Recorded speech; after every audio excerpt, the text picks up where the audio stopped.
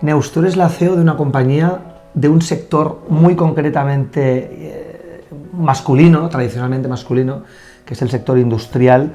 La empresa es Unex, un equipo de socios con tu padre fundan esta compañía en el año 64 y tú ahora eres la CEO.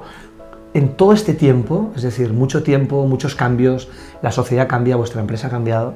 En todo este tiempo, ¿cuáles son un poco las fórmulas, los ingredientes que nos puedes explicar, que puedes compartir con nosotros y decir, bueno, han sido las fórmulas del éxito, ¿no? o del mantenimiento de Unex, ¿no? Bueno, yo, David, diría que si me permites, no hay un factor, ¿no?, de éxito, sería como una serie de factores que si quieres te explico brevemente. Como ingredientes, ¿no? Sí. El primero, yo creo que es muy importante tener clara la misión, ¿no? Es decir, cuál es la razón de ser de tu empresa, por qué existe, qué es lo que te da el propósito de cada día trabajar y luego hacia dónde quieres ir, ¿no? ¿Cuál es la visión? Esto es muy importante, que no solo la dirección, sino toda la estructura lo tenga claro. Claro. El segundo también es el nunca perder la ilusión por el proyecto, ¿no? En todas las empresas en estas épocas nos ha tocado vivir épocas muy difíciles, el siempre mantener esta ilusión. Épocas duras que parece que todo es complicado, pero bueno, la ilusión hay que mantenerla, ¿no? Sí, en nuestro sector especialmente muy ligado a la construcción, con una bajada de más del 70%, claro, ha sido complicado. Y luego también en la unidad, ¿no? La unidad a nivel de la propiedad, de los socios y también el mantener la cohesión y la armonía del equipo. Tienes que pensar que ser comercial, por ejemplo, en épocas donde la gente pues, no precisamente necesita comprar, puesto que no hay edificios, claro, es mucho más complejo. Mantener ese ánimo es muy importante. Y luego también preservar la cultura, ¿no? O sea, ser fieles a tus valores. Nosotros, por ejemplo, somos una empresa que tenemos unos valores muy marcados. La honestidad, la integridad, la coherencia, la humanidad, intentamos mantenerlos y a pesar de que la economía nos ha cambiado, hemos sido fieles a nuestros valores. Es como que aquello es una fórmula que funciona y por tanto no hay que cambiarlo, ¿no? Claro. Hay valores que es mejor no experimentar mucho con ellos, sino que son buenos para siempre, ¿no? Claro, porque tú piensas que nosotros somos una empresa familiar, con lo cual tenemos que tener una visión a largo plazo que nos obliga a tomar decisiones de manera más prudente, ¿no? Si claro, nosotros cotizásemos en bolsa, claro, nos mediríamos por trimestres. Como somos una empresa familiar, lo que buscamos es este legado recibido, transmitirlo a futuras generaciones. Claro. Con lo cual tenemos que ser muy prudentes. Y, por ejemplo, te puedo poner un ejemplo. Nosotros en la época de crisis, ¿sí?, pues los socios han hecho un esfuerzo muy importante de mantener la plantilla, ¿no? Que esto seguramente... Esto no pasa en todas las empresas, pero habla mucho de empresa familiar y de empresa que mira a largo plazo, ¿no? Sí, por esto pensamos que realmente el rol de la empresa familiar en nuestra economía es básico. Claro, de hecho el 99% de las empresas podríamos decir que son familiares, ¿no? Las pymes, casi sí, todas las pymes, cuando hablamos con gente de Pimec o con gente de Fument, vemos claramente que casi todas las pymes son empresas familiares, ¿no? Sí, sí. Oye, hay un estudio de CEINSA, un informe que dice que en los últimos 25 años la mujer ha pasado de tener un papel muy pequeño, muy residual en los puestos directivos a ocupar un papel más importante, es decir, 1 de cada 3 puestos ya empiezan a ser de mujeres, ¿no? Tú eres la CEO de esta compañía, de Unex, ¿no? Por tanto, sector industrial, un sector muy masculino tradicionalmente. ¿Cómo vives tu papel de mujer liderando un sector de hombres, ¿no? Bueno, primero, felicidades por el estudio. CEINSA es una gran empresa y no conocía este estudio, que nos trae buenas noticias. Es reciente y es muy importante, ¿no? O sea que esto es bueno. Sí, efectivamente, como bien dices, en nuestro sector el porcentaje de la mujer a nivel de posiciones directivas es muy bajo, o es bajo. Yo diría que es más bajo de lo que tendría que ser. Exacto. Entonces yo, personalmente, cuando asumí esta responsabilidad, lo que hice una reflexión interna y decidí... Un diálogo interior, sí. Y decidir que quería tener mi propio estilo de liderazgo, ¿vale? No quería ni imitar ni copiar por tanto, una apuesta por la autenticidad, es decir, ser tú misma, ¿no? No quería copiar roles tradicionalmente masculinos ni competir con ellos. Entonces intenté, no sé si lo he conseguido, pero intenté encontrar un estilo de liderazgo mucho menos mecanicista y quizás un poco menos agresivo y más humanista, ¿no? Y para mí esto es muy importante. Y también al final, aunque al final en el día a día tampoco piensas tanto en el género, ¿no? Pero sí lo que he intentado siempre es, en el trabajo diario, a través del trabajo diario, cambiar las cosas. Pues desde ejemplos tan banales, o si quieres, como el firmar un documento escrito consejero delegada, pues yo digo, yo no lo firmo hasta que esté consejera delegada, ¿no? O sea, romper inercias. Sí.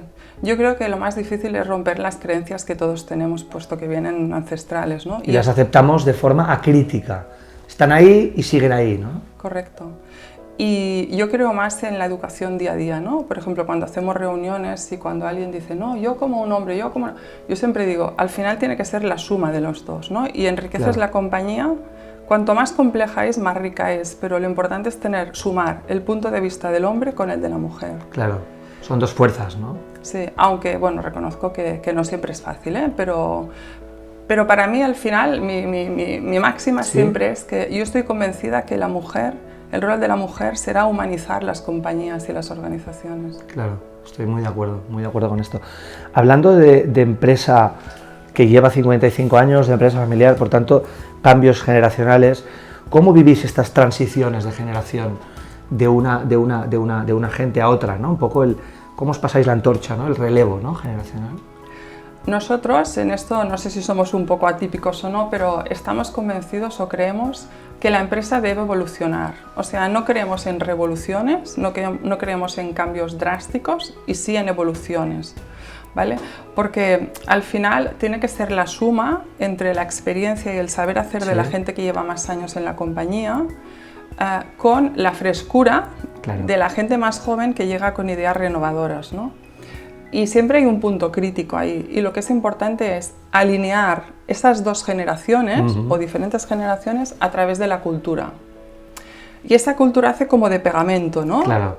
Que aunque tengamos... Porque todos pertenecen al mismo ámbito, aunque todos lo viven desde sensibilidades y generaciones distintas, ¿no?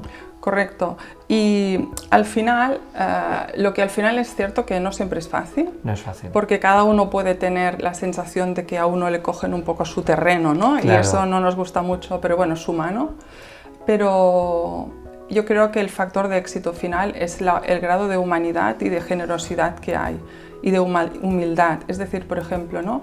La generosidad de la persona más joven que llega de valorar y de alguna manera, no diría honrar, pero bueno, sí...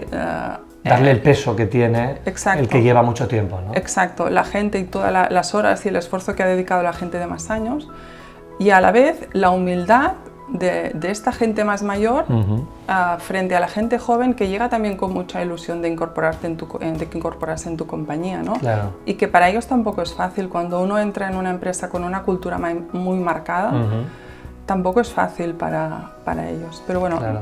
La persona más mayor pensar, bueno, yo no lo sé todo, estoy todavía abierto a aprender cosas de la gente joven, ¿no?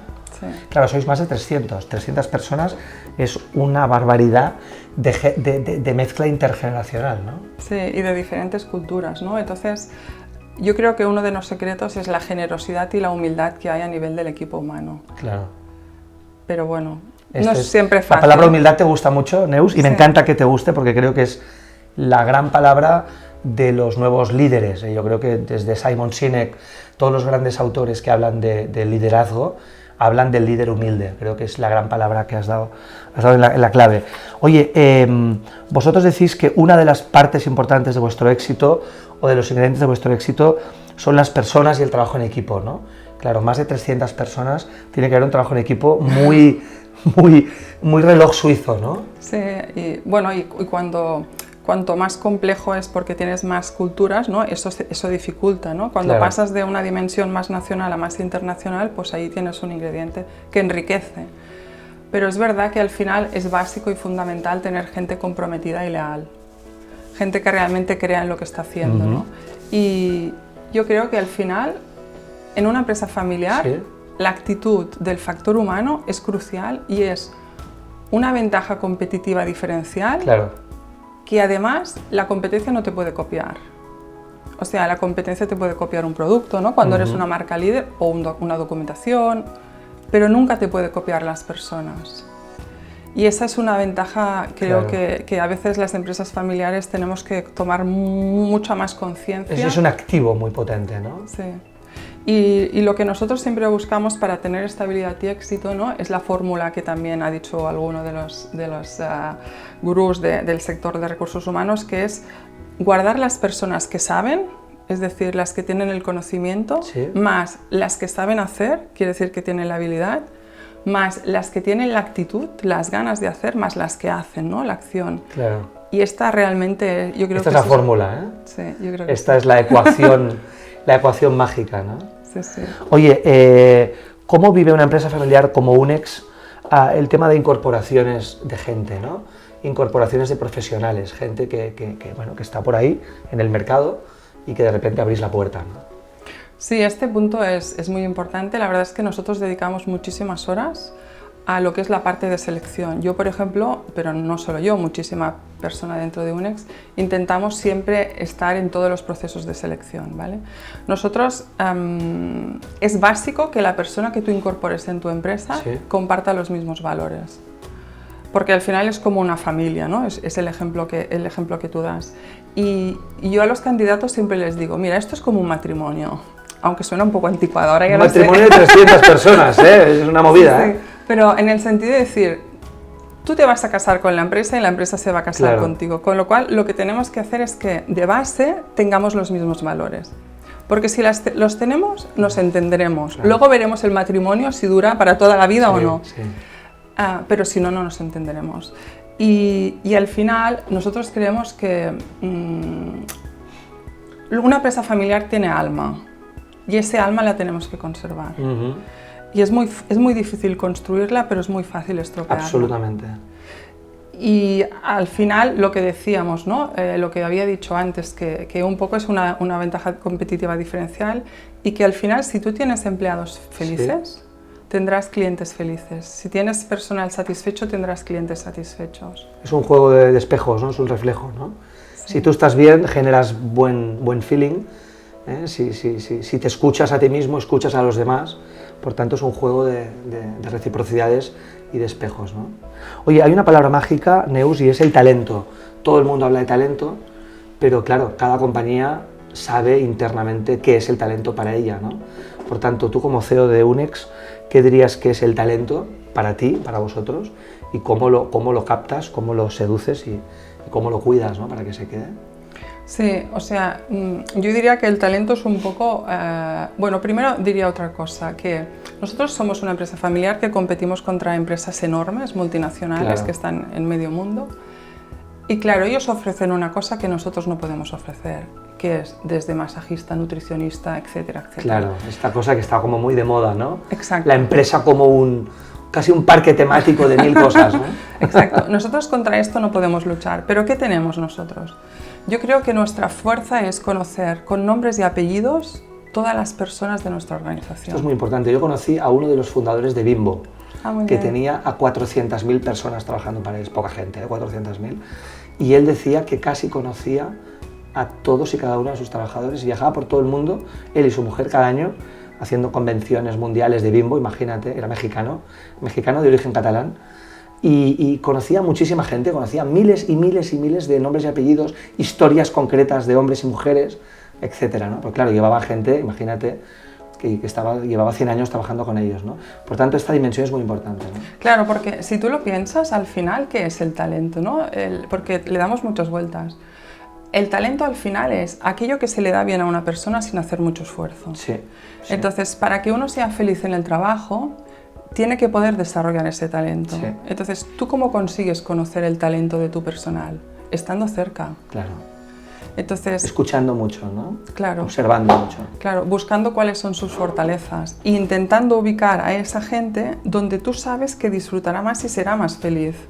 Claro. Porque yo creo que al final, ¿sí? La idea está del parque temático que es muy ilustrativa, ¿no? Pero realmente si lo piensas, al final la gente se queda o es feliz en los trabajos en que sabe que tiene un propósito. Sí, sí. Y que puede dar lo mejor de sí mismo.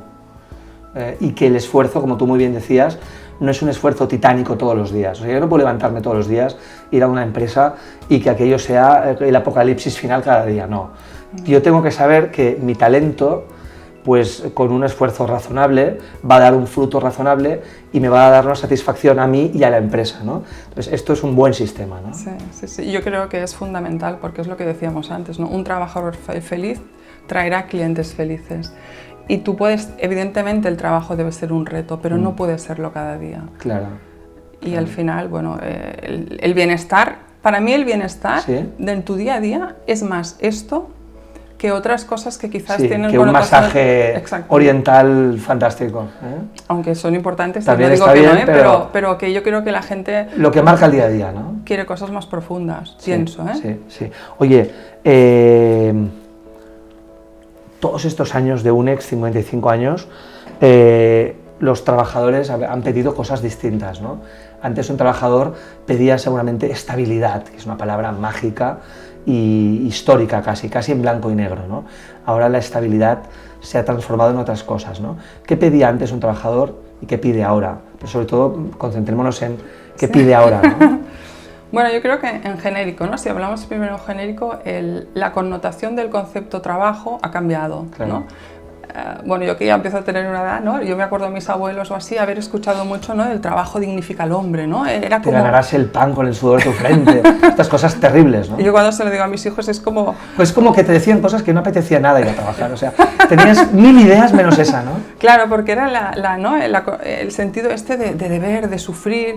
Entonces, yo creo que ahora hemos pasado al otro extremo, ¿no? Porque tú sufrías para tener. Y ahora la sociedad es más el ser, ¿no? Entonces, ¿qué busca la gente? La gente, pues ahora se habla más de flexibilidad, de conciliación. La gente busca más empresas donde tengan un propósito, que tengan un propósito. Yo creo que, por ejemplo, una de las cosas que de alguna manera las startups, que ahora están muy de moda, ¿no? Lo que ellas reivindican es que la persona vuelve a estar muy cerca del origen, del por qué se crea esa empresa. Claro. La gente busca también tener un mayor equilibrio entre lo personal y lo profesional, la gente busca estar cerca de culturas un poco más trascendentes, de trabajar de manera más colaborativa.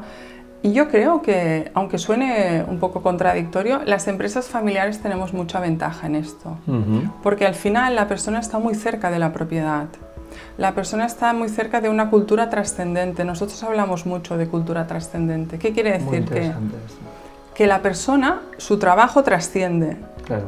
¿En qué trasciende? En su compañero, en la empresa, en la organización y... Por tanto, cada uno aporta mucho, cada uno es fundamental, cada uno es trascendente. Exacto. No es una pieza sustituible, no es cualquier cosa, es como una piedra basilar, es algo fundamental, ¿no? Sí, muchas veces cuando hablas con candidatos, ¿no? Que vienen de otro tipo de empresa, ellos siempre dicen: lo que busco es una empresa donde yo no sea un número. Claro, es verdad, es una frase muy recurrente, pero muy significativa, ¿eh? La gente no quiere ser un número, la gente quiere ser dimensión humana, persona, humanización, ¿no? Sí. Y aquí yo añadiría un punto por esto que también le damos muchas vueltas, es que yo defiendo conciliación, pero todo esto sin empresa no existe. Claro. Y yo creo que a veces nos olvidamos cuando la gente analiza estos temas algunos valores que son muy importantes para la viabilidad de la empresa, que es la resiliencia y la fortaleza. O sea, al final una empresa no deja de estar, cada día tiene que solucionar problemas o dificultades, ¿no? Hacer frente a adversidades.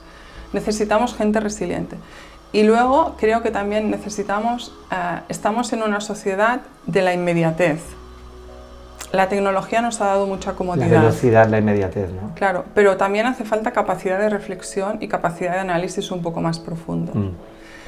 Y aunque tendamos a trabajar de manera colaborativa, que estoy de acuerdo, es importante también que al final una empresa tenga un poco de orden, un poco de jerarquía, estructura que te da orden, ¿no? Porque al final tiene que haber un último responsable de hacia dónde va la empresa y de responsabilizarse de los resultados. O sea que seguramente... Poner orden en el caos y lo que tú dices, priorizar, ¿no? Cosas al final. ¿Todo es urgente? No. ¿Todo es importante? No. Oiga, 1, 2, 3, 4, 5, ¿no? Sí. Oye, el gran reto para acabar, Neus, el reto de UNEX ahora mismo, ¿cuál sería para ti? El reto, la carta a los reyes de UNEX. Yo creo que uno de los retos que tenemos las empresas familiares en general, yo pienso que somos empresas innovadoras, tecnológicas, exportadoras, es tamaño, ganar tamaño. para poder luchar realmente a nivel internacional contra... Con los players del sector, Sí, ¿no? sí, sí. Muy bien. Este sería. Un placer. Muchas gracias.